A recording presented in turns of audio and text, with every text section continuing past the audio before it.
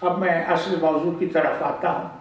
اعتراض کرنے والے حضرت عبد القادر جیلانی محبوب سبحانی رحمۃ اللہ علیہ کا ایک واقعہ بیان کرتے ہیں کہ آپ عبادت فرما رہے تھے، شیطان آیا ایک نور کی صورت میں، اس نے کہا کہ عبد القادر میں نے تمہارے لیے حرام کو حلال کر دیا، اب تمہارے لیے حرام اور حلال کی کوئی بحث باقی نہیں رہی۔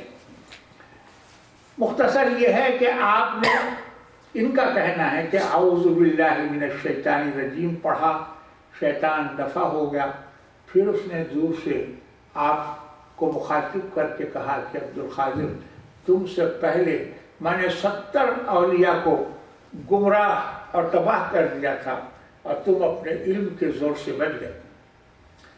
یہ قصہ بیان کرنے کے بعد ہم پہ اعتراض کرنے والے صاحب یہ فرماتے ہیں کہ 70 اولیاء جن کو شیطان نے گمراہ کیا، ان کے بعد 71ویں ولی نعوذ باللہ 71ویں number per Syed Muhammad your پوری ہیں۔ آپ نے غور فرمایا کیسا سخت اعتراض ہے اور کیسا دلآزار جملہ ہے۔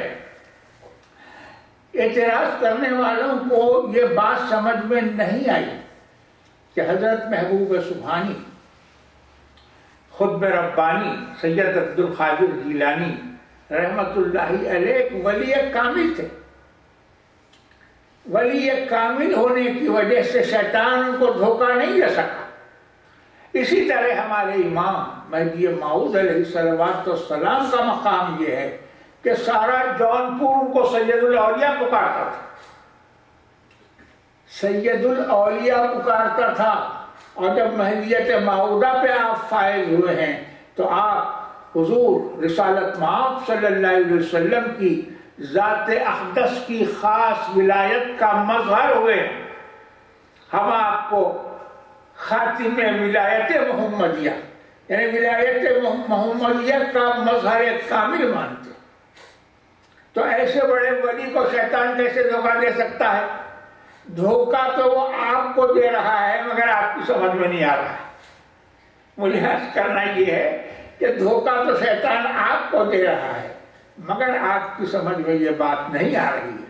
اب آگے بڑھ کے وہ کہتے ہیں کیونکہ صحیح علم، دینی تعلیم، صحیح شرعی تعلیم، صوفیت پر ان کی پرورش ہوئی تھی، اہل حدیثیت پر اور اہل سنت والجماعت پر ان کی پرورش نہیں ہوئی تھی، صحابہ کرام کے سمجھنے کا منہاج اس پر ان کی پرورش نہیں ہوئی تھی، اس لیے وہ دھوکہ کھا گئے۔ اور شیطان کی ہوشیاری اور چالاکی دیکھیے کہ انہیں کس قدر رسوا کرنا چاہا ہے۔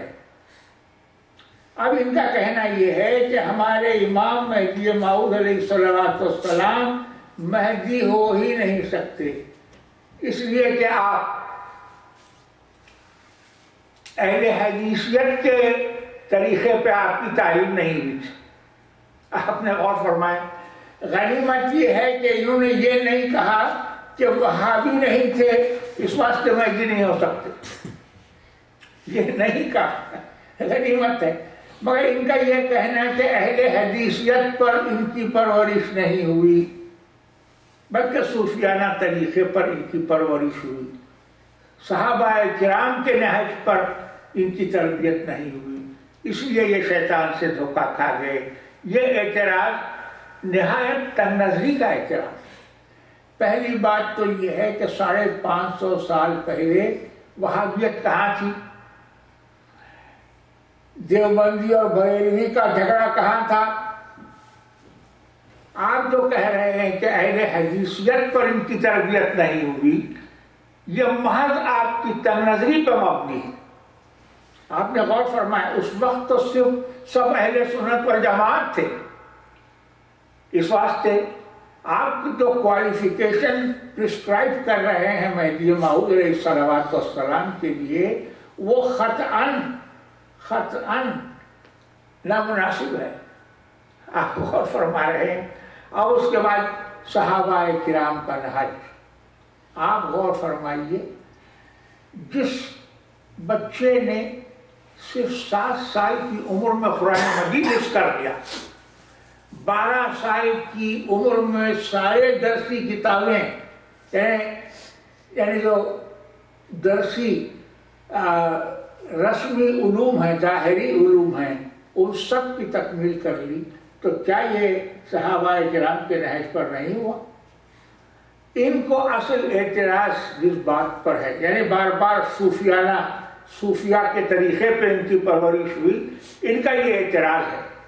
صوفیہ سے ان کو خاص دشمنی ہے اور اولیاء کرام سے ان کو خاص طور سے بغض ہے۔ یہ کہتے ہیں کہ ہر مسلمان ولی ہے۔ بھائی ہر مسلمان ولی کیسے ہو سکتا ہے؟ تم ولایت کے معنی نہیں جانتے۔ ولایت کے معنی ہے قرب الہی۔ دنیا میں 1.5 بلین مسلمان ہیں، کیا سب کے سب ولی ہیں؟ آپ غور فرمائیے، ولایت کے معنی یہ لوگ نہیں جانتے، مگر اولیاء سے برابر دشمنی رکھتے ہیں اور صوفیاء کرام سے دشمنی رکھتے ہیں۔ اسی لیے یہ کہہ رہے ہیں کہ ان کی پرورش اہل حدیث کے طریقے پہ نہیں ہوئی تھی، تو نہ اہل حدیث کے طریقے پر پرورش ہونا ضروری تھا، نہ وہابیت کے طریقے پر پرورش ہونا ضروری تھا، بلکہ آپ کی پرورش جس ماحول میں ہوئی وہ ماحول یہ تھا کہ آپ کے والد میاں سید عبداللہ سلسلہ چشتیہ سے وابستہ تھا، آپ کے دادا حضرت سید عثمان رحمۃ اللہ علیہ سلسلہ چشتیہ کے بزرگ تھے۔ اس سلسلے کے بزرگوں کو عقیدت تھی، محبت تھی۔ حضرت خواجہ معین الدین چشتی اجمیری رحمۃ اللہ علیہ، حضرت خواجہ قطب الدین بختیار کاکی رحمۃ اللہ علیہ، اور حضرت خواجہ فرید الدین شکرگنج رحمۃ اللہ علیہ، اور حضرت خواجہ نظام الدین اولیاء محبوب الہی رحمۃ اللہ علیہ سے، ان کے بزرگوں کو یعنی ہمارے امام علیہ السلام کے والد اور دادا اور پردادا، ان لوگوں کو ان اولیاء کرام سے محبت تھی، عقیدت تھی، اور وہ کوشش کرتے تھے کہ ان اولیاء اللہ کے نقش قدم پر چلیں، رسول اللہ کا اتباع کریں۔ بھائی حضور کا جو جتنا اتباع کیا وہ اتنا وہی ہے، حضور کا اتباع کریں، قرآن کا اتباع کریں اور اللہ کی معرفت حاصل کریں، اللہ کا قرب حاصل کریں۔ یہی اولیاء کرام کی زندگی تھی اور یہ اسی سلسلے کے بزرگ تھے۔ تو یہ ماحول کا بڑا مبارک ماحول تھا۔ آپ سمجھ رہے ہیں کہ اس ماحول میں پرورش پانے کی وجہ سے نعوذ باللہ آپ شیطان کا دھوکہ کھا گئے۔ یہ ماحول تو وہ ماحول تھا جس سے شیطان دم دبا کے بھاگتا